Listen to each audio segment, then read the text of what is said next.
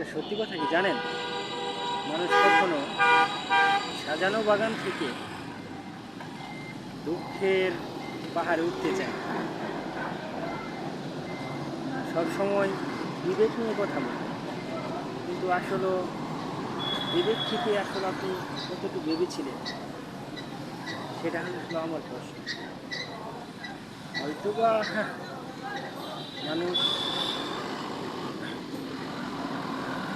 অন্যের জন্য আসলে কখনো ভাবে না, নিজের কথাটাই ভাবে। এটা আসলে আমি আমার কথাও ভাবি, তবে তবে আমি আমার চেয়ে একটু অন্য মানুষের কথাগুলো বেশি ভাবি। হয়তোবা আমাকে চেনেন জানেন যারা, হয়তোবা তাদের সাথে আসলে আমার আহ, সম্পর্কটা আসলে পরিচিতের মাধ্যমে চলাফেরা, যাদের সাথে কখনোই খারাপ হয়নি। যাদের মধ্যে একটু খারাপ হয়েছে এগুলার বিশেষ কোনো কারণ ছিল, তবে আমি কখনো কারো ক্ষতি চাই না।